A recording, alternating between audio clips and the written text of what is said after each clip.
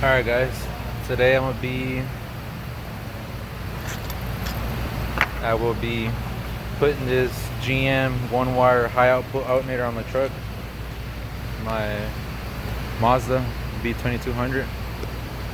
And what you'll need is the GM connector to the alternator for the constant 12 volt and switched ignition 12 volt connector that goes for that. You'll need one metric 10 by 80 millimeter bolt, the nut, washer, lock washer, and the alternator. And you will be taking this out right here, and you will have to splice that connector into this Mazda connector, and you will have to test to see which one is switched power and which one is constant power. I already did that with my little check test light, and this is what I have. My white with red wire is constant, and my white with black wire is switched ignition. And on the GM connector, it's white is switched and red is constant. Alright, I got the stock alternator out. This is the top, and this is the bottom. This is the wire goes, and then the connector. So this is how this is going to be mounted as well. It's going to be mounted upside down. So you got to take this bolt out, and you got to drill it out to fit this size. Fit this bolt into here, which is the bolt that goes here at the bottom to the bracket. You got to drill that out, and then you're going to use your new bolt up here for the bracket. And you're gonna have to modify the bracket too.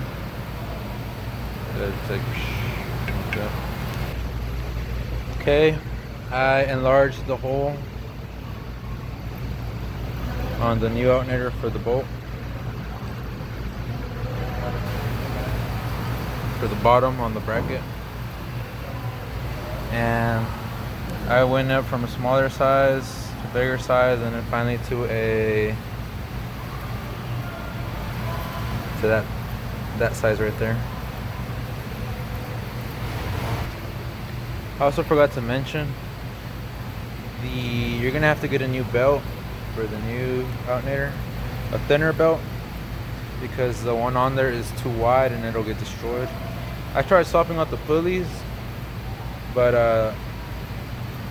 this is like a two-piece pulley, and it won't fit onto this alternator. So that didn't work, so you just have to get a skinnier belt.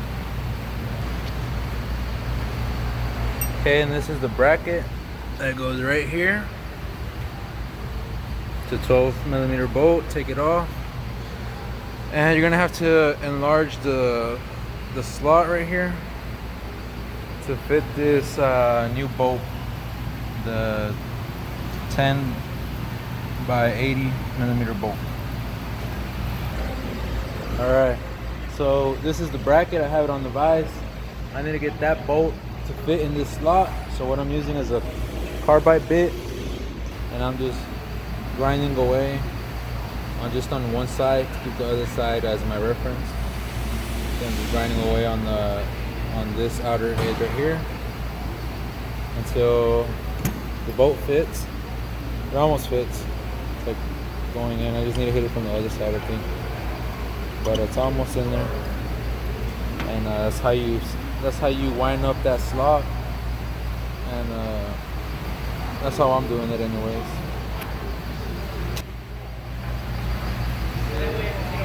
Okay, see that? Grinded that out. Nice and smooth lines, and now my bolt fits in there. Sides up and down.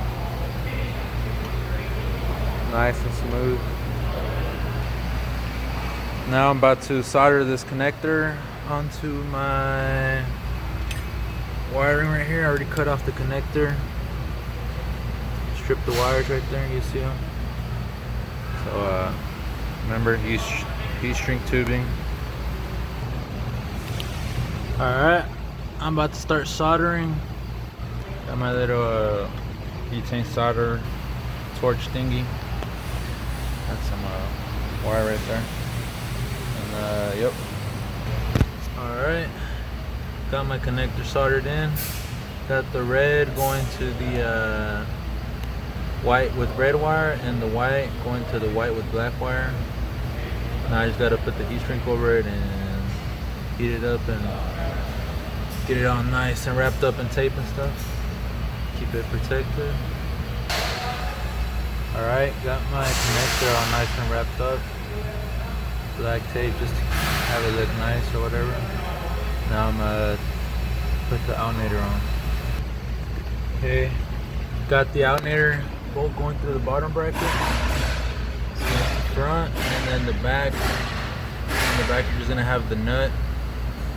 So that's how it goes on the bottom of the bracket. Alright, and this is how the top goes on there. So you got the new bolt on top, and then I have, well, on this side I have a flat washer against the, in between the bolt and the bracket, and then on this side I have a flat washer and then the locking washer and then the nut. And that's how that goes. Just tighten it all up. Well, first you got to put the belt on there, but that's how that goes.